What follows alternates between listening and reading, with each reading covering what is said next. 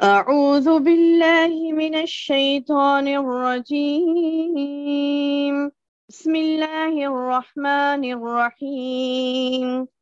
يا أيها النبي حرض المؤمنين على القتال إن يكن منكم 20 صابرون يغلبوا 200 وإن يكن منكم 100 يغلبوا 1000 من الذين كفروا بأنهم قوم لا يفقهون. الآن خفف الله عنكم وعلم أن فيكم ضعفا فإن يكن منكم 100 صابرة يغلبوا 200 وإن يكن منكم 1000 يغلبوا 2000 بإذن الله والله مع الصابرين. ما كان لنبي أن يكون له أسرى حتى يثخن في الأرض تريدون عرض الدنيا والله يريد الآخرة والله عزيز حكيم. لولا كتاب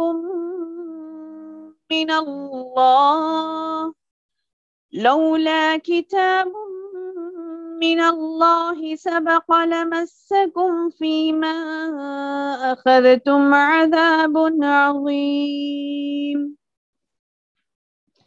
فكلوا مما غنمتم حلالا طيبا واتقوا الله إن الله غفور رحیم۔ اللہ کے نام سے جو بے انتہا مہربان نہایت رحم والا ہے۔ اے نبی، ایمان والوں کو جہاد کا شوق دلائیے۔ اگر تم میں سے 20 بھی صبر کرنے والے ہوں گے تو وہ 200 پر غالب رہیں گے، اور اگر تم میں سے 100 ہوں گے تو وہ 1000 پر غالب رہیں گے، 1000 کافروں پر غالب رہیں گے، اس لیے کہ وہ بے سمجھ لوگ ہیں۔ اچھا، اب اللہ تمہارا بوجھ ہلکا کرتا ہے اور وہ خوب جانتا ہے کہ تم میں ناتواں ہیں، پس اگر تم میں سے 100 صبر کرنے والے ہوں گے تو وہ 200 پر غالب رہیں گے، اور اگر تم میں سے 1000 ہوں گے تو وہ اللہ کے حکم سے 2000 پر غالب رہیں گے۔ اللہ صبر کرنے والوں کے ساتھ ہے۔ نبی کے لیے یہ مناسب نہیں کہ ان کے پاس جنگی قیدی آئے جب تک کہ وہ زمین یعنی میدان جنگ میں خوب خون ریزی نہ کر لے۔ تم تو دنیا کے مال چاہتے ہو اور اللہ کا ارادہ آخرت کا ہے، اور اللہ زبردست حکمت والا ہے۔ اگر پہلے ہی اللہ کی طرف سے بات لکھی ہوئی نہ ہوتی تو جو فدیہ تم نے لیا ہے اس کے بدلے میں تمہیں کوئی بہت بڑی سزا ہوتی۔ اللہ اکبر۔ پس جو کچھ حلال اور پاکیزہ غنیمت تم نے حاصل کی ہے خوب کھاؤ پیو اور اللہ سے ڈرتے رہو، یقیناً اللہ غفور و رحیم ہے۔ الحمد للہ رب العالمین والصلاة والسلام علی رسولہ الکریم، اما بعد فاعوذ باللہ من الشیطان الرجیم، بسم اللہ الرحمن الرحیم۔ قال رب اشرح لي صدری ویسر لي امری واحلل عقدۃ من لسانی یفقہوا قولی۔ معزز ماؤں، پیاری بہنوں، پیاری بیٹیوں، السلام علیکم ورحمۃ اللہ وبرکاتہ۔ الحمدللہ آج کا درس جس عنوان پر ہے وہ عنوان محور کرتا ہے تمام درس پر، یعنی یہ درس کا بہت اہم پہلو ہے جو میں نے عنوان رکھا اس کا کہ تم دنیا چاہتے ہو اور اللہ کا ارادہ آخرت کا ہے، دنیا کی بھلائیاں سمیٹتے ہو، دنیا کا مال چاہتے ہو اور اللہ کا ارادہ آخرت کا ہے۔ تو یہ یعنی محور ہے اس درس کا، اور اتنی یعنی اس میں وعید والی باتیں ہیں اور ایسا زبردست اس میں درس نصیحت ہے اس رکوع میں کہ بس اللہ تعالیٰ سے ہم دعا کریں گے کہ اللہ تعالیٰ یہ باتیں جو اللہ پاک نے ہمیں بتلائی ہیں اس کو دل و دماغ میں بٹھانے کی ہمیں توفیق دے اور عمل کرنے کی ہمیں توفیق دے، اللہم آمین یا رب۔ بہت ہی امپورٹنٹ درس ہے میری بہنوں، بہت ہی امپورٹنٹ یہ یعنی باتیں ہیں جو اللہ سبحانہ تعالیٰ نے ہم تک پہنچائی ہیں اس رکوع کے ذریعے سے. انشاءاللہ آئیے دیکھتے ہیں، کیونکہ دیکھیے اس زمانے میں جب اللہ کے رسول صلی اللہ علیہ وسلم وہاں موجود تھے، جو حالات تھے، نہ ہم اس وقت موجود تھے، نہ ہم نے دیکھا ان حالات کو، ان کیفیات کو، لیکن سبحان اللہ قرآن میں اتنے پیارے انداز سے اللہ سبحانہ تعالیٰ نے تمام حالات، تمام کیفیات، تمام چیزیں بتلا دی کہ اللہ تعالیٰ کا کروڑا احسان ہے کہ ہمیں ایک فہم ہوتا ہے اس کے ذریعے سے، ایک کیا کہتے ہیں کہ بات سمجھ آتی ہے کہ کیسے انسان کو زندگی گزارنا ہے، کس چیز کو ترجیحات دینی ہے، کس چیز کو ترجیح نہیں دینی ہے، کہاں اللہ تعالیٰ کے حکم کے لیے، حکم ماننے کے لیے سر جھکا دینا ہے، اور کہاں پر اس کی نافرمانیوں سے بچنا ہے. وہ تمام چیزیں اللہ پاک نے ہمیں بتلا دی ہے. دیکھیے آئیے شروع کرتے ہیں. رکوع بالکل چھوٹا سا ہے لیکن مختصر سا ہے، لیکن بہت امپورٹنٹ ہے. جیسے کہ اللہ تعالیٰ نے فرمایا یا ایھا النبی سے شروع ہوتا ہے. اکثر دیکھیں گے ہم یا ایھا الذین آمنوا، یا ایھا الذین آمنوا، پچھلے جتنا ہم نے دیکھا تھا اے ایمان والو، اے ایمان والو، اے ایمان والو. اللہ نے تمام کو خطاب کیا تھا. ایمان والوں سے مراد خود محمد صلی اللہ علیہ وسلم بھی ہے اور سارے ان کے امتی جو ایمان والے ہیں، تو سبھی کے لیے خطاب تھا.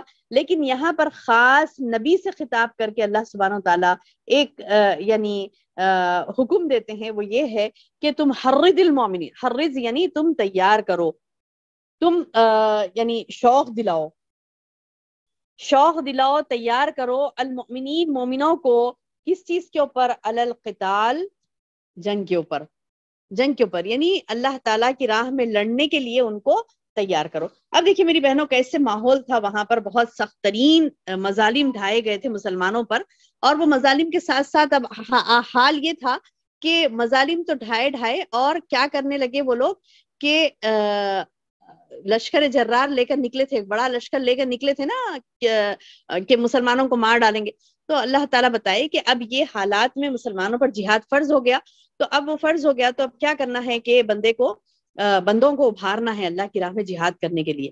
تو اللہ کے رسول صلی اللہ علیہ وسلم مختلف طریقوں سے صحابہ کو سمجھاتے تھے، مختلف طریقوں سے بتاتے تھے کہ دیکھو کیسے کیسے فضیلت میں، جہاد کی فضیلت میں بہت ساری احادیث آئی ہیں، قتال کی فضیلت میں بہت ساری احادیث آئی ہیں، جس میں کہ ایک یہاں پر یعنی جو قابل ذکر ایک بتاتی ہوئی چلو آپ کو، کیونکہ جنگ بدر کا ہی موقع تھا وہ، کہ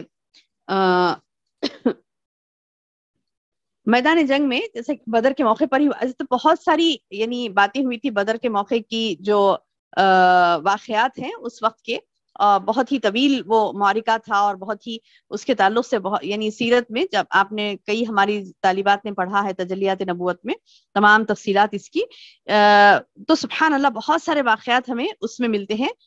غزوہ بدر میں ایمان افروز واقعات، یعنی وہ واقعات کو سننے سے ہمارا ایمان اور بڑھ جاتا ہے. جیسے کہ ایک واقعہ میں آپ کو بتاؤں، بدر کے موقع پر جب مشرکین بہت بھاری تعداد میں آئے تھے نا، ان کے پاس پورے ذرائع، وسائل، تمام چیزیں تھی، جیسا کہ ہم بار بار کہہ رہے ہیں اس میں یعنی سورہ انفال میں، کہ بہت زیادہ ان کے پاس یعنی ہتھیار تھے، تمام چیزیں تھی، اور وہ مشرکین سارے آئے تھے میدان جنگ میں. تو آپ صلی اللہ علیہ وسلم نے فرمایا، کیا ندا لگائی، آواز لگائی، زور سے کہا کہ ایسی جنت میں جانے کے لیے کھڑے ہو جاؤ جس کی چوڑائی آسمان اور زمین کے برابر ہے. یعنی صحابہ کو خطاب کر کے اللہ کے رسول صلی اللہ علیہ وسلم نے فرمایا، جب اللہ تعالیٰ کا حکم ہوا نا، یا ایھا النبی حرض المؤمنین علی القتال، اے نبی ایمان والوں کو جہاد کا شوق دلائیے. تو آپ صلی اللہ علیہ وسلم آئے اور آواز لگائی میدان جنگ میں، کہا کہ یعنی پورے لوگ آ گئے تھے نا میدان میں، پورے اتر گئے تھے. اب صحابہ کو آ کے اللہ کے رسول صلی اللہ علیہ وسلم نے فرمایا، ایسی جنت میں جانے کے لیے کھڑے ہو جاؤ. یعنی کون ہے جو بولتے نا کہ مطلب کون جواب دے گا، کون آگے آئے گا، آئیے آگے آئیے. تو اللہ کے رسول صلی اللہ علیہ وسلم نے آواز لگائی کہ تم اس جنت میں جانے کے لیے کون یعنی شوقین ہے اس جنت میں جانے کے لیے، وہ کھڑے ہو جاؤ جس اس جنت کی چوڑائی آسمانوں اور زمین کے برابر ہے. تو ایک صحابی تھے عمیر بن حمام رضی اللہ عنہ، تو انہوں نے کہا کہ اس کی چوڑائی آسمانوں اور زمین کے برابر ہے. سوال کیا رسول اللہ صلی اللہ علیہ وسلم سے، سوال کیا کہ اللہ کے رسول اس کی چوڑائی آسمانوں اور زمین کے برابر ہے.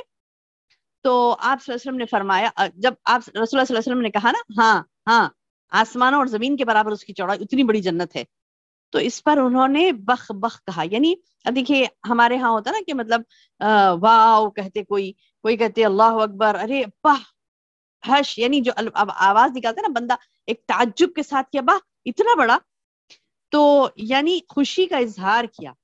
اور یہ امید ظاہر کی کہ میں بھی جنت میں جانے والوں میں سے ہوں گا. کیا کہا اس صحابی نے کہ کیا میں بھی جنت میں جانے والوں میں سے ہوگے؟ تو آپ نے فرمایا تم اس میں جانے والوں میں سے ہوگے. سبحان اللہ. یعنی ایک اپارچونٹی ہے تمہارے سامنے اللہ کے راہ میں قتال کرنے کی، جہاد کرنے کی، تو بولے کہ میں بھی ہو جاؤں گا اس جنت میں جانے والوں میں سے. تو آپ صلی اللہ علیہ وسلم نے فرمایا کہ ہاں تم بھی اس میں جانے والوں میں سے ہوگے. تو انہوں نے کیا کیا؟ چنانچہ انہوں نے اپنی تلوار کی میان توڑ ڈالی. یعنی انہوں نے یہ فیصلہ کر لیا اب مجھے میان میں تلوار رکھنا ہی نہیں ہے، اب مجھے جہاد کرنا ہی ہے، کرنا ہی ہے، کرنا ہی ہے.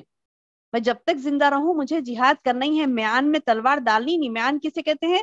تلوار رکھنے کا جو ہوتا نا آلہ، تلوار رکھنے کا جو انسٹرومنٹ ہوتا، تو اس کو توڑ دیے. توڑ دے کے بولے کہ اب مجھے تلوار اندر رکھنا ہی نہیں ہے، اب مجھے اللہ کی راہ میں جہاد کرنا کرنا کرنا ہی ہے.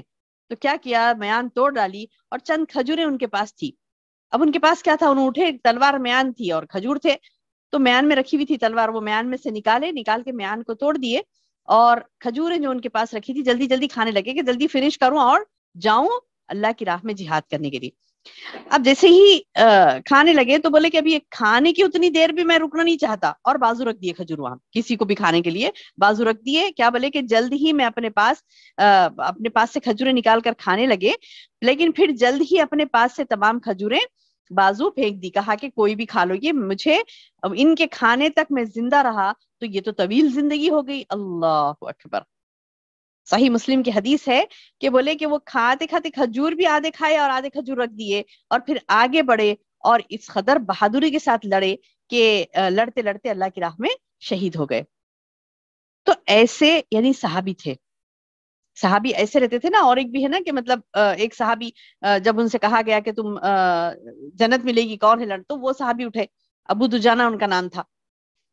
ابو دجانہ ان کا نام تھا. وہ کیا کہیے، ان کے پاس ایک ریڈ کلاتھ تھا، تو اس کو جھٹک کے اپنے پاس سے وہ ریڈ کلاتھ نکالے، جھٹک کے سر پہ بن لیے، اسے بن کے بڑی شان سے جانے لگے. بولے کہ اب میں شہید ہوں گا اور جنت میں جاؤں گا، اب میں جنتی بننے والا ہوں. میرے رسول اللہ صلی اللہ علیہ وسلم نے کہہ دیا کہ جو اللہ کی راہ میں جہاد کرتا ہے اس کے لیے جنت کی خوشخبری. وہ کپڑا جھٹکے اور اپنے سر پہ باندھ لیے اور بڑی یعنی فخر سے جانے لگے. تو صحابہ کرام بولے نہیں نہیں نہیں، فخر نہیں کرنا، فخر جائز نہیں ہے. تو اللہ کے رسول صلی اللہ علیہ وسلم روک کے بتائے کہ اس حال میں جائز ہے. بولے سبحان اللہ. اس حال میں فخر، یعنی ایک بندہ اللہ کی راہ میں شہید ہونے کے لیے جا رہا، وہ بول رہا ہے کہ مطلب کہتے نا کہ سر پہ کفن باندھ کے نکلنا، تو وہی معاملہ ان کا تھا کہ مطلب میں شہید ہو گیا تو ہو گیا، لیکن میں اللہ کی راہ میں سخت ترین لڑائی کروں گا. اور جب وہ نکلے تو اور یعنی مطلب یہ کہ ایک فخریہ انداز میں نکلے، تو صحابہ دیکھ کر کہنے لگے کہ ابو جانا فخر نہیں کرنا، اللہ کو پسند نہیں آتا. تو اللہ کے رسول صلی اللہ علیہ وسلم نے فرمایا ایسے موقع پر اللہ کو پسند آتا ہے، ایسے موقع پر فخر اللہ کو پسند آتا ہے جو اللہ کے لیے کیا جائے. اللہ کی رضا کے لیے ایک بڑا عمل کر رہا ہے بندہ اور اللہ تعالیٰ کی راہ میں قربان ہونے کے لیے بڑے فخریہ جا رہا ہے، تو وہ اللہ کے لیے کر رہا ہے تو پھر انشاءاللہ یہ فخر جائز ہے. بولے سبحان اللہ.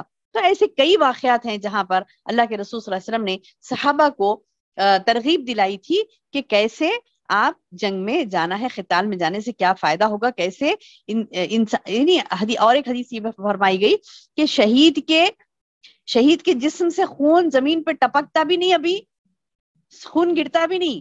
یعنی شہید کے جسم سے ابھی خون گرے گا بھی نہیں کہ شہید کی مغفرت ہو جائے گی، جنت اس کی قسمت میں لکھ دی جائے گی. سبحان اللہ. یعنی اس کے جسم سے خون کا خطرہ گرنے سے پہلے ہی اس کے لیے جنت لکھ دی جائے گی. تو یہ بہت بڑی بات، بہت بڑی بات ہے. سبحان اللہ.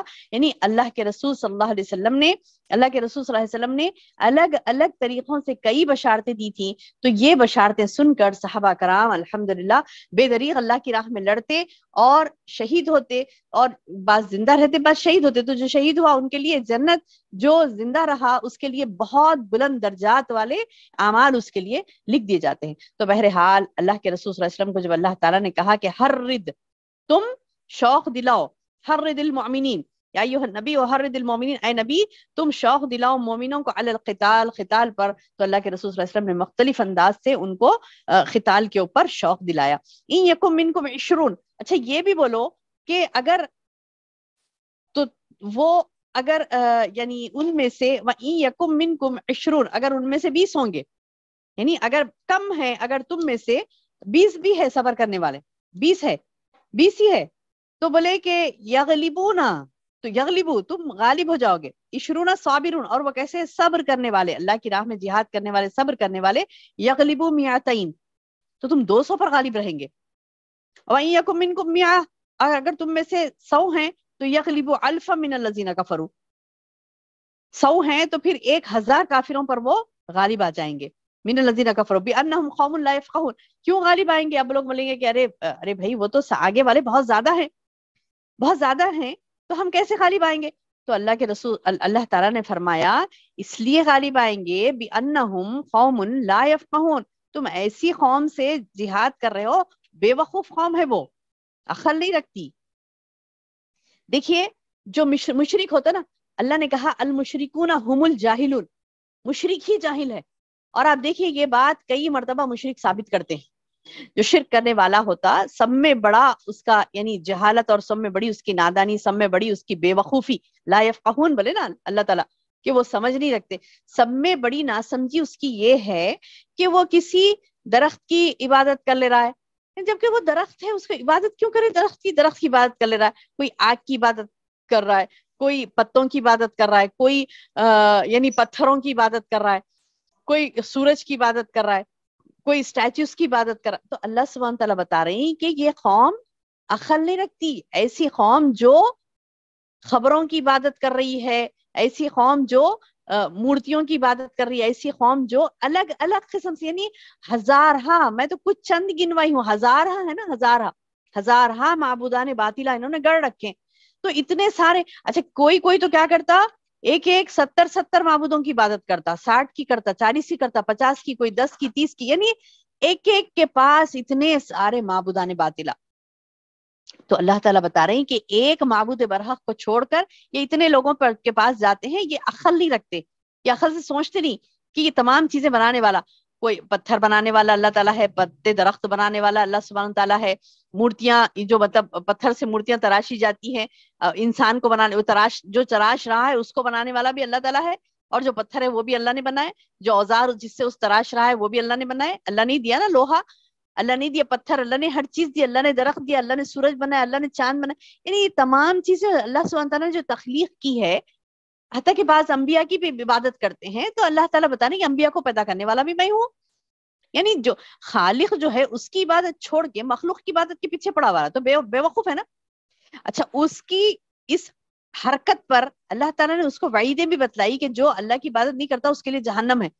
اس کے باوجود وہ عقل سے کام نہیں لے رہا ہے، سوچ رہا نہیں، سمجھ نہیں رہا ہے، تو اللہ سبحانہ و تعالیٰ اس کو اس قدر یعنی کیا کہتے ہیں کہ ناراض ہے اس سے، اور وہ پھر اتنی حماقت کر رہا ہے کہ پھر اللہ کی عبادت کرنے والوں کے خلاف اپنا مشن جاری رکھے ہوئے، اللہ کی عبادات کرنے والوں کے خلاف میں، اللہ تعالیٰ کی محبت یعنی اسلام لانے والوں کے خلاف میں اپنی حرکتیں جاری رکھ رہا ہے. تو اللہ تعالیٰ بولے جاؤ اس کو مارو، جاؤ اس کو مارو، اور ایسا مارو کہ تم میں سے 20 بھی صبر کرنے والے رہیں گے نا، 100 پر بھاری رہیں گے، اور تم میں سے 100 ہیں جو صبر کرنے والے ہیں، ان کا جواب دے رہے ہیں، تو پھر 1000 پر تم بھاری ہوں گے ان کافروں پر. کیونکہ بِأَنَّ قَوْمٌ بِأَنَّهُمْ کہ وہ قوم کیسی ہے، بِأَنَّهُمْ قَوْمٌ لَا يَفْقَهُونَ، بیوقوف قوم ہے بولے. اور بولے کہ المشرکون هم الجاہلون، مشرکی جاہل ہے، مشرک ہے کوئی اور پڑھا لکھا، ہم کیا سمجھتے کہ وہ اس نے ارے اتنے ماسٹرز کر لیے، وہ فلاں جگہ جا کے پڑھ لیا، وہ بہت پڑھا لکھا ہے، بہت عقل مند ہے.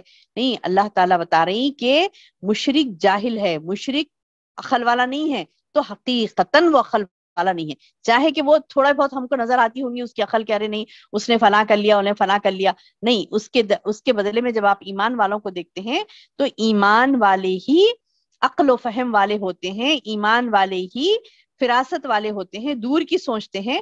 انوینشنز کو دیکھ لیجیے آپ، ورلڈ میں یعنی دنیا میں جو انوینشنز ہوئے، کیا کہتے ہیں اسے، ایجادات جسے کہتے ہیں، انوینشنز کو دیکھ لیجیے. یعنی کثرت سے مسلمانوں نے انوینشنز کی. جو ایمان والے تو نا، اللہ کے اوپر ایمان رکھتا ہے جو بندہ، جو اللہ ہی کی عبادت کرتا ہے، تو اس کا دماغ اس قدر فاسٹ چلتا ہے کہ آپ دیکھیں دنیا میں کئی انوینشنز جو کیے گئے، جو ایجادات ہوئے، تقریباً یعنی نئی چیزیں ایجاد کرنا، یعنی معاشرے کو فائدہ پہنچانے کی کوشش کرنا، تو یہ تقریباً انوینشنز کس کے ذریعے سے ہوئے ہیں؟ ایمان والوں کے ذریعے سے.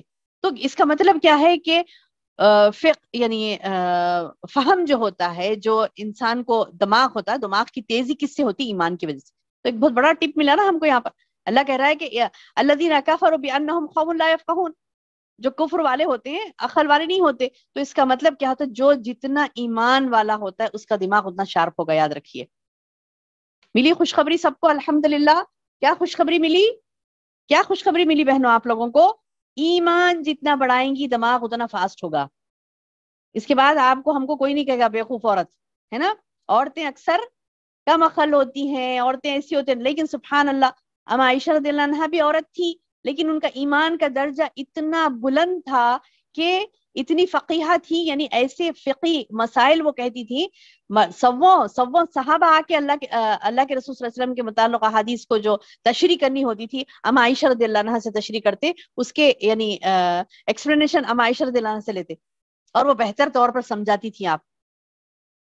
تو یعنی اب اس سے کیا معلوم ہو رہا ہے کہ سبوں آدمیوں پر بھی بھاری ہو سکتی ہے عورت اگر وہ ایمان والی ہے نا، اگر وہ ایمان والی ہو. تو ایمان وہ چیز ہے میری بہنوں جو انسان کو عزت دلواتا ہے. ایمان وہ چیز ہے جو انسان کو، اس کے دماغ کو تیز کرتا ہے، عقل والا بناتا ہے انسان کو. الان، اچھا اب اللہ تعالیٰ بول رہی خفف اللہ عنکم، اللہ تمہارا بوجھ ہلکا کرتا ہے. یعنی سبحان اللہ، جب اللہ کی راہ میں نکلو، اللہ کی راہ میں خالصتاً اپنے ایمان کو اللہ کے لیے رکھو، اللہ کو راضی کرنے کے لیے جیو، اللہ کو راضی کرنے کے لیے مرو. اس وقت کیا ہوگا؟ اس وقت کیا ہوگا؟ اللہ سبحانہ تعالیٰ فرماتے ہیں کہ تمہارے بوجھ کو اللہ ہلکا کرے گا. جیسے ہم نے سورہ الم نشرح میں بھی دیکھا تھا نا، کیا فرمایا اللہ کے رسول صلی اللہ علیہ وسلم کو اللہ تعالیٰ نے؟ الم نشرح لک صدرک، اے نبی کیا میں نے تیرا سینہ اسلام کے لیے نہیں کھول دیا؟ ورفعنا لک ذکرک، اور تیرے ذکر کو ہم نے بلند کر دیا. الذی الم نشرح لک صدرک ووضعنا عنک وزرک، جی سوری، ورفعنا لک ذکرک آگے ہے. پہلے کیا ہے؟ الم نشرح لک صدرک، کیا ہم نے تیرا سینہ اسلام کے لیے نہیں کھول دیا؟ الم نشرح لک صدرک، کیا ہم نے تیرا سینہ نہیں کھول دیا اسلام کے لیے؟ ووضعنا عنک وزرک، اور تیرے بوجھ کو ہم نے ہلکا کیا. الذی انقض ظہرک، جو کہ تمہاری پیٹھ کو توڑ ڈال رہا تھا. تو سبحان اللہ، یعنی اللہ کے رسول صلی اللہ علیہ وسلم پر جو بوجھ تھا، یعنی وہ بوجھ کہ میں کیسے کروں دین کا کام، میں کیسے پہنچاؤں لوگوں تک اسلام. تو جس کے اندر جتنی تڑپ ہوتی ہے تو اللہ تعالیٰ اتنا شرح صدر کرتا ہے، ہمارا راہیں آسان کرتا ہے ہماری. تو اللہ تعالیٰ خود یہاں پر یعنی وعدہ کر رہے ہیں الان خفف اللہ عنکم، یعنی اب اچھا اب تمہارے لیے اللہ تعالیٰ تمہارا بوجھ ہلکا کرے گا. اور وہ خوب جانتا ہے، وعلما، اور وہ جانتا ہے کہ ان فیکم ضعفا، اور تم میں ناتواں لوگ بھی ہے، یعنی کمزور بھی ہے. اللہ کو معلوم ہے وہ کمزوری.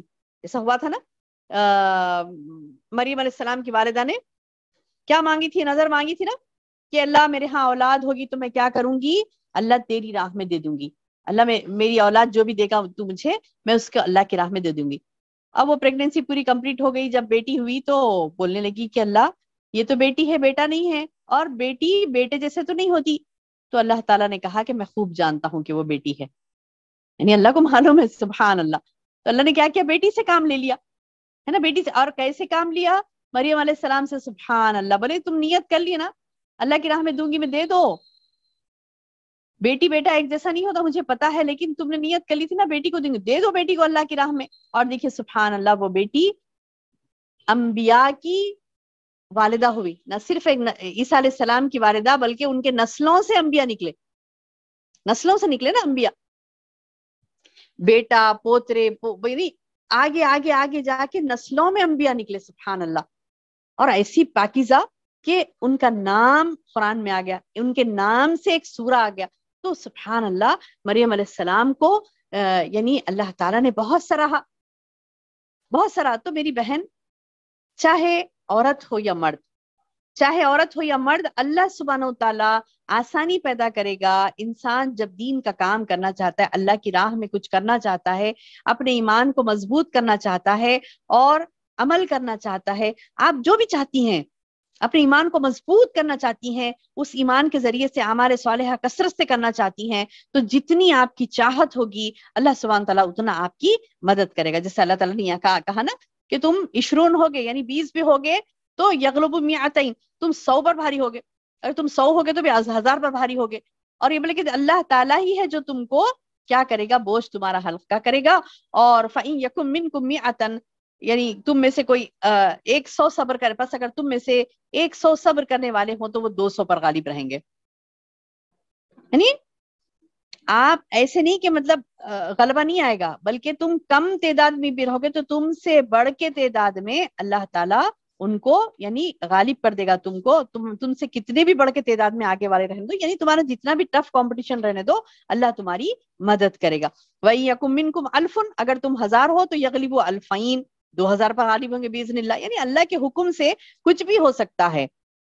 چھوٹی سی چھوٹی تعداد بھی تمہاری ہو، وہاں پر کتنی بھی کثرت سے تعداد کیوں نہ ہو، بلکہ تم غالب ہی رہو گے. واللہ مع الصابرین، کیونکہ اللہ صبر کرنے والوں کے ساتھ ہے. جو صبر کرتا ہے، جو اللہ تعالیٰ کی یعنی بڑائی کرتا ہے، صبر کرتا ہے اور اللہ کی راہ میں ڈٹے رہتا ہے، جم کے رہتا ہے، آگے حالات کیسے بھی ہوں، آگے مشکلات کیسے بھی ہوں، تو وہ مشکلات میں، وہ حالات میں وہ صبر کرتا ہے اور اللہ تعالیٰ کا یعنی اطاعت نہیں چھوڑتا، بلکہ برابر لگے رہتا ہے اللہ کے دین پر، اس کے کام کرنے میں. تو اللہ تعالیٰ بتا رہے ہیں کہ اللہ ان صبر کرنی، یعنی وہ راہ میں جو مصیبتیں آتی ہیں، ہے نا، دین کی راہ میں تو مصیبتیں آتی ہیں، ورنہ تو آپ دنیاوی راہ میں چلو، دنیاوی راہ میں تو دیکھیں، دنیاوی راہ میں لوگوں کو لذتیں ملتی، مزے آتے، یہ کرنے سے، وہاں کرنے سے، فلاں کام کرنے سے، فلاں، ارے بہت سارے مزے لوٹ سکتے ہیں دنیا کے. لیکن جب دین کا کام کرنے بیٹھے تو سخت ترین محنت ہو رہی ہے، مشقت ہو رہی ہے، بہت زیادہ، یعنی احادیث کو یاد کرنا پڑا، قرآن کی آیتوں کو یاد کرنا پڑ رہا ہے،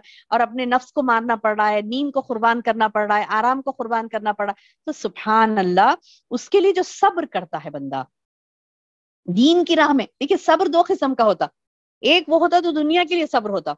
فار ایگزامپل مجھے نعوذ باللہ ہم میں سے کسی کو اللہ نہ کرے کہ کوئی بیماری ایسی، کوئی تکلیف لاحق ہو گئی، وہ تکلیف کے لیے وہ صبر کر رہی ہے، تو وہ خود کے لیے صبر ہے، وہ یہ صبر ہے. ایک صبر وہ ہے جو مطلب بندہ سمجھتا کہ وہ صبر ہے لیکن وہ صبر نہیں ہے.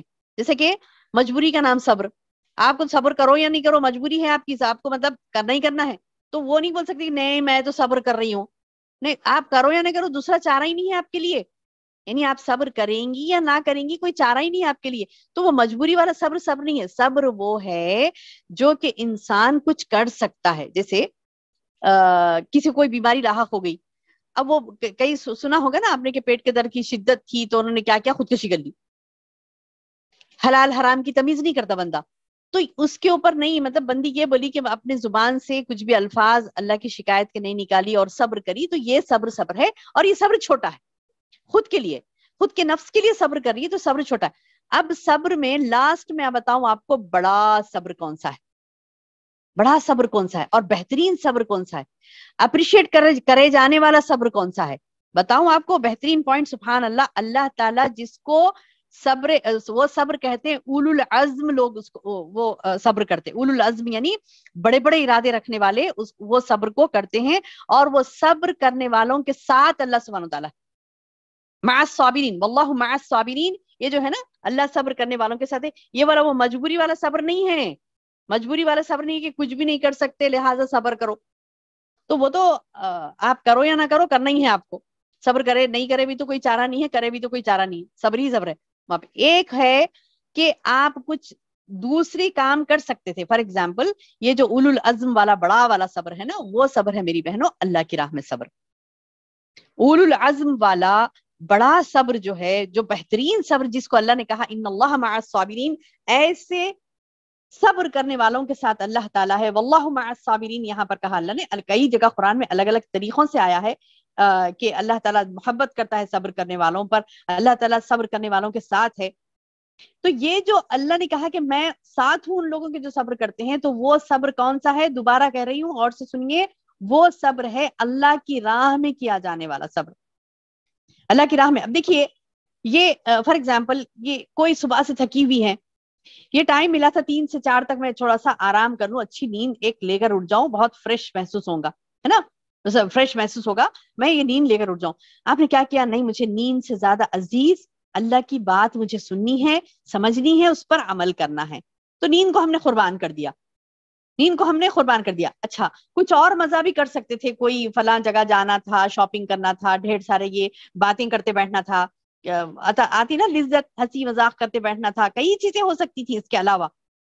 درس کے علاوہ کئی چیزیں ہو سکتی تھی، لیکن وہ تمام چیزوں کو روک کر صبر کیا وہاں پر اور اللہ کی راہ میں لگے رہنا، یا علم حاصل کرنے میں، یا علم دینے میں، علم لینے میں، اللہ کی راہ میں کام کرنے میں، اس کے دین کو بلند کرنے میں، اس کی راہ میں جہاد کرنے میں، قتال کرنے میں، دعوت اللہ کرنے میں، یعنی جو بھی اللہ کو راضی کرنے کے لیے کام ہے تو وہ اللہ کو راضی کرنے کے لیے لگے ہوئے ہیں، اور اس کے اوپر صبر کرنے کی نوبت آ رہی ہے۔ آگے والوں کو دیکھ رہے ہیں کہ وہ تو مزے کر رہے ہیں، اب مجھے تو صبر کرنا پڑ رہا ہے، کیونکہ مجھے یہ کام ہے دین کا۔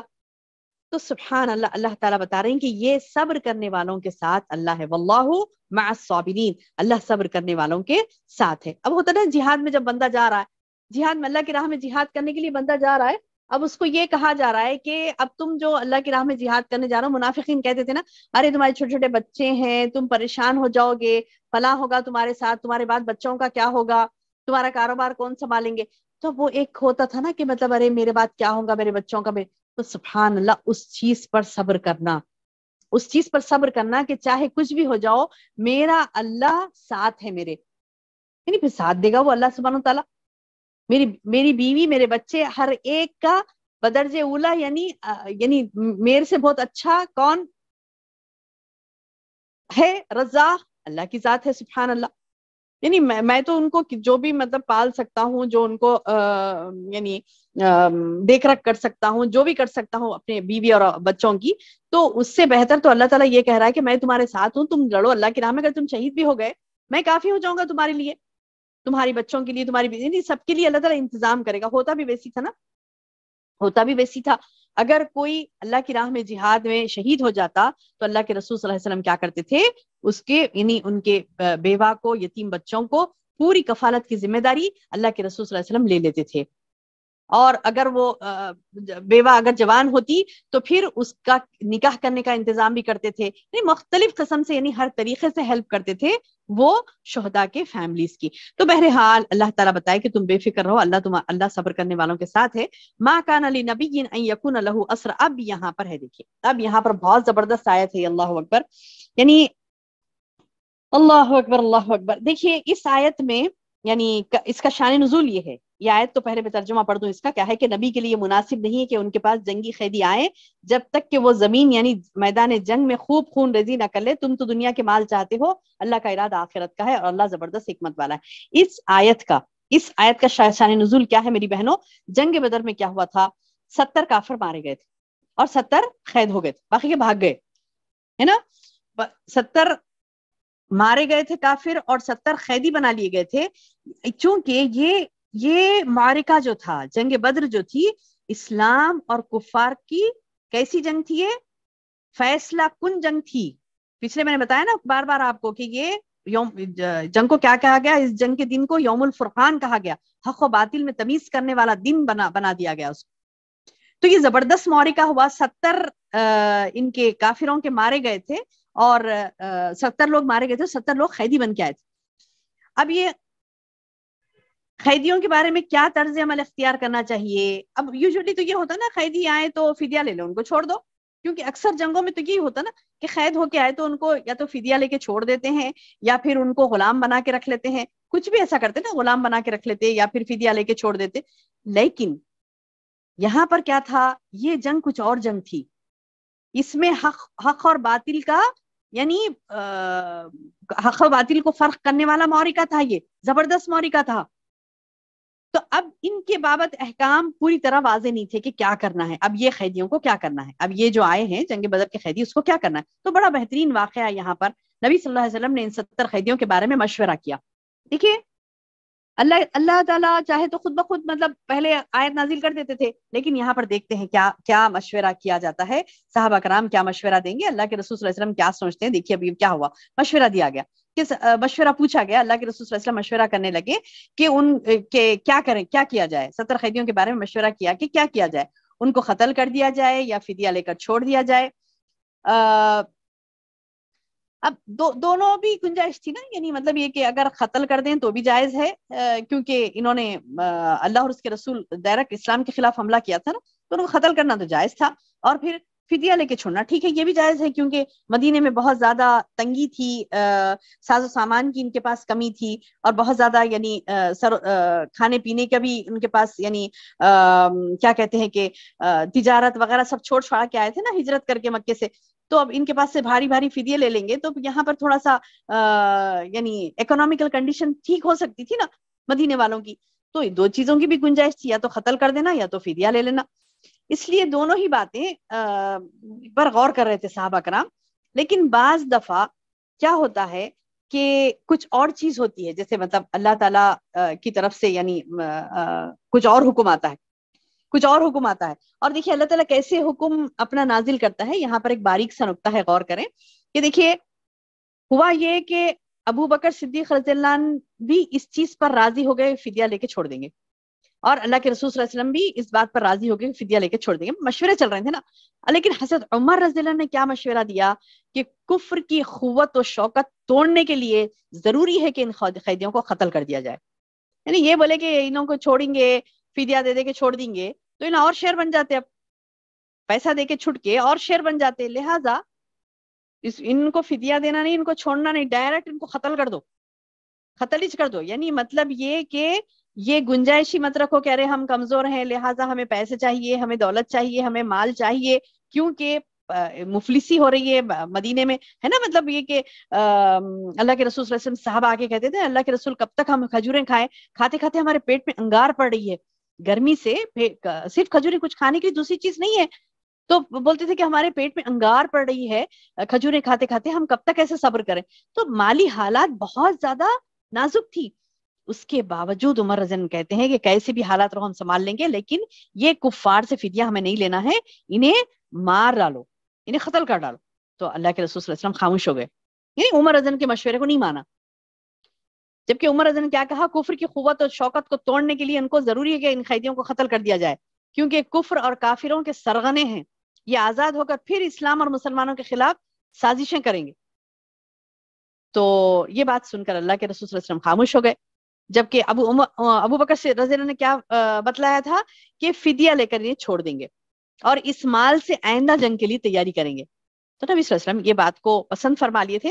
اس پر یہ آیت نازل ہوئی، یہ اور اس کے بعد والی آیت، یہ اور اس کے بعد والی آیت نازل ہوئی، تو سبحان اللہ تاریخ گواہ ہے اس چیز کی، کیا ہوا کہ جیسے یعنی کتنی سخت وعید والی آیت ہے، دیکھیے آیت کے بات پر غور کریے، وما کان لنبی، کیا بول رہے ہیں اللہ تعالیٰ، یعنی محمد صلی اللہ علیہ وسلم کو یہ بول رہی کہ نبی کے لیے یہ مناسب ہی نہیں ہے، وما کان لنبی ان یکون لہ اسرا، کہ اس کے پاس کچھ ایسے قیدی آئے، وہ کیسے ہیں، جنگی قیدی آئے، حتی یہاں تک کہ یثقن فی الارض، یعنی وہ زمین میں اس کو میدان جنگ میں خوب نہیں اس کو قتل کر ڈالو، کیونکہ یہ کافر آگے جا کے، یعنی یہ تو اتنی سرکشی ان کی تھی کہ محمد صلی اللہ علیہ وسلم ان کے درمیان رہے، ان کو سمجھائے، اسلام کی باتیں بتائے، معجزات بتائے، یعنی شق القمر کا واقعہ بھی بے شک معجزات دیکھ لیے، سب دیکھ لیے، ضد اور ہٹ دھرمی اور ضلالت کی ان کی حد یہ تھی کہ یہ لوگ بچوں کو نہیں چھوڑے، عورتوں کو نہیں چھوڑے، نبی کو نہیں چھوڑے، ان کو پتا چلا کہ یہ نبی ہے، یعنی ظاہر میں دکھ بھی رہا ہے کہ وہ صادق ہیں، وہ امین ہیں، آپ کے کیریکٹر کو دیکھ رہے ہیں، سب دیکھتے ہوئے بھی یہ ظالم بنے اور اللہ اور اس کے رسول کے خلاف یہ لوگ اٹھ کے آئے اور اسلام کو مٹانے کی کوشش کرے، تو اے نبی تم کو یہ زیبا نہیں دیتا، اللہ تعالیٰ کیا بولے، نبی کے لیے مناسب ہی نہیں ہے کہ ان کے پاس کوئی قیدی آئے، اور ایسے قیدی جبکہ وہ زمین میں فساد بھی کر رہے تھے نا، تو وہ یثقن فی الارض، ان کا خون بہاؤ زمین میں، تریدون عرض الدنیا، اللہ اکبر، کیا بولے اللہ تعالیٰ، تم لوگوں کا ارادہ دنیا کے مال و متاع کا ہے، تریدون عرض الدنیا واللہ یرید الاخرہ، اور اللہ آخرت کا ارادہ رکھتا ہے، واللہ عزیز حکیم، اللہ غالب ہے اور حکمت والا ہے، لولا کتاب من اللہ، اب دیکھیے یہاں پر وعید والی آیت، یہ وعید والی آیت سن لیجئے، کیا فرما رہے ہیں اللہ تعالیٰ، لولا کتاب من اللہ، اگر پہلے ہی سے اللہ کی طرف سے یہ بات لکھی ہوئی نہ ہوتی، سبق پہلے ہی سے، لمسکم فیما اخذتم عذاب عظیم، یعنی جو فتیہ تم نے لیا نا، اگر پہلے سے اللہ کے پاس یہ بات لکھی ہوئی نہیں ہوتی تو پھر اللہ تمہیں اس کے بدلے میں بہت بڑی سزا دیتا، بولے اللہ اکبر، کس کو بول رہی ہے، محمد صلی اللہ علیہ وسلم کو اور دیگر صحابہ کو، یعنی تم فدیہ لیے کیسے؟ اگر پہلے سے یہ بات لکھی بھی نہیں ہوتی تو تم کو اللہ تعالیٰ بڑا عذاب دیتا، بولے عذاب فیما اخذتم عذاب عظیم. تو جیسی یہ آیت نازل ہوئی اللہ کے رسول صلی اللہ علیہ وسلم اور ابو بکر صدیق رضی اللہ عنہ رونے لگے، زار و خطار رونے لگے. تو یعنی مطلب یہ کہ رونگتے کھڑے ہو گئے، ان کے کپ کپا گئے، بولے کہ اللہ تعالیٰ عذاب کی دھمکی دے رہے ہیں، یعنی ان کو فدیہ لے کے چھوڑیں گے تو عذاب کی دھمکی مل رہی ہے ہم. اور اس دھمکی کو سن کر خوف کے مارے اللہ کے رسول صلی اللہ علیہ وسلم اور ابو بکر صدیق رضی اللہ عنہ کے آنسو نکلنے لگے، زار و خطار وہ رو رہے تھے. عمر رضی اللہ عنہ کو معلوم ہوا کہ کوئی آیت کو کچھ بات ہو گئی، دونوں رو رہے ہیں، تو فوری دوڑے دوڑے گئے اللہ کے رسول صلی اللہ علیہ وسلم کے پاس، ابو بکر کے پاس، بولے کہ کیا بات ہے، آپ لوگ کیوں رو رہے، آپ لوگ کیوں رو رہے ہو بتاؤ. تو دونوں بھی خاموش بیٹھ گئے، کچھ نہیں بول رہے تھے. تو پھر زبردستی کر کے یہ بولنے لگے کہ آخر بتاؤ تاکہ میں بھی روؤں. سبحان اللہ، کیسی محبت تھی دیکھیے کہ میرا بھی دل بھر آ رہا ہے آپ دونوں کو دیکھ کر کے آپ دونوں کیوں رو رہے ہیں. تو محبت کا انداز دیکھیے کیا کہتے ہیں، بتاؤ اے ابو بکر، بتاؤ کیا بات ہوئی، آپ دونوں کیوں رو رہے ہیں، اگر مجھے پتا چلے تو میں بھی روؤں آپ لوگوں کے ساتھ. تو ابو بکر صدیق رضی اللہ عنہ جب جواب دیتے ہیں، اے عمر تمہارے لیے تو خوشی کی بات ہے، ہمارے لیے رونے کی بات ہے. تو پریشان ہو جاتے عمر رضی اللہ عنہ کہ آپ لوگوں کے لیے رونے کی بات اور میرے لیے خوشی کی بات ہے، وہ بات کیا ہو سکتی ہے. تو اللہ کے رسول صلی اللہ علیہ وسلم یہ آیتیں آپ کو سناتے ہیں کہ اللہ نے آسمان، یعنی ابو بکر صدیق رضی اللہ عنہ کہتے ہیں کہ اے عمر تم نے جو فیصلہ کیا کہ فدیے میں ان مشرکین کو قتل کر ڈالنا ہے، فدیہ نہیں لینا ہے ان سے، ان مشرکین جو قیدی جو بن کے آئے تھے مشرک ان کو قتل کر دینا ہے، تم نے جو فیصلہ لیا تھا، ساتوں آسمان پر رب نے بھی یہی فیصلہ کیا. سبحان اللہ، ساتوں آسمان پر رب نے بھی یہی فیصلہ کیا، اور تم کو خوش ہونا چاہیے کہ تمہارے فیصلے کے مطابق اللہ تعالیٰ نے فیصلہ کیا، اور ہم نے جو سوچا تھا کہ فدیہ لے لیں گے اس پر ایک وعید والی آیت آئی ہے، وعید والی آیتیں آئی ہیں. اللہ فرماتا ہے کہ پہلے ہی سے اللہ کی طرف سے یہ بات لکھی ہوئی نہ ہوتی تو جو فدیہ تم نے لیا ہے اس کے بدلے تمہیں کوئی بہت بڑی سزا ہو جاتی. تو اللہ اکبر، یہ سن کر یعنی عمر رضی اللہ عنہ یعنی ششدر رہ جاتے ہیں، اور اللہ کے رسول صلی اللہ علیہ وسلم بڑے زار و خطار روتے ہیں، اللہ سے معافی مانگتے ہیں اور کہتے ہیں کہ اللہ تعالیٰ آپ جو حکم دیں گے انشاءاللہ اسی کے مطابق عمل ہوگا. اور ہوتا بھی ویسی ہے کہ جتنے مشرکین پکڑے گئے تھے، جتنے کافر جو اللہ کی راہ میں اللہ کے دین کو مٹانے کے لیے اٹھے تھے، ان تمام کو قتل کر دیا گیا. اللہ اکبر. اور اللہ تعالیٰ بتا رہے ہیں آخری آیت کہ فَكُلُوا مِمَّا غَنِمْتُمْ حَلَالًا طَيِّبًا وَاتَّقُوا اللَّهَ إِنَّ اللَّهَ غَفُورٌ رَحِيمٌ. اب بول رہے ہیں اللہ تعالیٰ کہ ہاں اب مال غنیمت تمہارے جو ہاتھ آیا اس کو کھاؤ پیو. یہ فدیہ لینے کی سوچ رہے تھے، فدیہ نہیں لیو، ان کو تو قتل کر کے چھوڑو، کیونکہ آگے یہ بدماش بنیں گے، پھر آگے جا کے کچھ بھی حرکتیں کریں گے. لہٰذا اب کیا کرو کہ تم کھاؤ پیو کس چیز کو، مما فکلوا مما غنمتم حلالا طیبا، جو مال غنیمت تمہیں حاصل ہوا ہے اسے خوب کھاؤ پیو. یعنی مال غنیمت میں حلت و پاکیزگی کو بیان کرنے کے لیے یہ بتایا گیا کہ یہ پاکیزہ ہے تمہارے لیے. چھوڑ کے بھاگ گئے تھے نا، 1000 تھے نا وہ، تو 70 مارے گئے، 70 پکڑے گئے، باقی کے پورے تو بھاگ گئے. تو وہ جو بھاگتے ہوئے ان کو یعنی وزن تھا، ان کا سامان، ان کے کھانے پینے کا سامان، ان کے ہتھیار، تو سب چھوڑ چھاڑ کر بھاگے تھے وہ لوگ، وہ سب چھوڑ چھاڑ کے بھاگے تھے. تو بولے کہ یہ جو غنیمت تمہیں ملی نا، اناج ملا ہے، ہتھیار ملے ہیں، گھوڑے ملے ہیں، تلوار ملے، کئی چیزیں ملی نا، تو یہ تم لو اور اس کو تم بڑے آرام سے حلال اور پاک اور طیب کمائی ہے تمہاری، کھا سکتے ہو. واتقوا اللہ، اللہ سے ڈرو، ان اللہ غفور رحیم، بے شک اللہ تعالیٰ معاف کرنے والا اور رحم کرنے والا. یعنی اللہ سے ڈر کر فیصلے کرو. اگر کوئی فیصلوں میں کچھ کمی کوتاہی ہوتی ہے تو فوری اللہ کا تقوی اختیار کرو، اللہ سے معافی مانگو، کیونکہ اللہ تعالیٰ غفور اور رحیم ہے، اللہ معاف کرنے والا اور رحم کرنے والا ہے. تو اللہ اکبر، کیسے پیارا درس آج کے ان آیتوں میں ہمیں ملا ہے میری بہنوں، کہ دیکھیے نبی صلی اللہ علیہ وسلم کو اللہ تعالیٰ نے یہ کہہ دیا کہ اگر تم فدیہ لے کے چھوڑتے، پہلے سے بات لکھی ہوئی نہیں ہوتی تو پھر تم لوگوں پر عذاب آتا. تو سبحان اللہ، یعنی اللہ کے رسول صلی اللہ علیہ وسلم کو جب اللہ تعالیٰ اتنی وعید سنا سکتے ہیں تو آپ ہم کیا ہیں میری بہنوں. تو ہمیں اسٹرکٹلی اسلام پر، ایمان پر جمے رہنا ہے، اور جو یعنی اللہ سبحانہ تعالیٰ کی باتیں ہیں اس پر اسٹرکٹلی عمل کرنا ہے، تاکہ ہم ان وعیدوں سے بچیں جو اللہ سبحانہ تعالیٰ نے قرآن میں نازل کی ہیں. اللہ تعالیٰ سے دعا ہے کہ اللہ تعالیٰ ہمیں اللہ سے ڈرنے والا، تقوی اختیار کرنے والا بنائے، اور جو باتیں ہم سن رہے ہیں اس پر عمل کرنے والا بنائے. سبحان ربک رب العزۃ عما یصفون وسلام علی المرسلین والحمد للہ رب العالمین. سبحانک اللہم وبحمدک، اشہد ان لا الہ الا انت، استغفرک واتوب الیک. السلام علیکم ورحمۃ اللہ.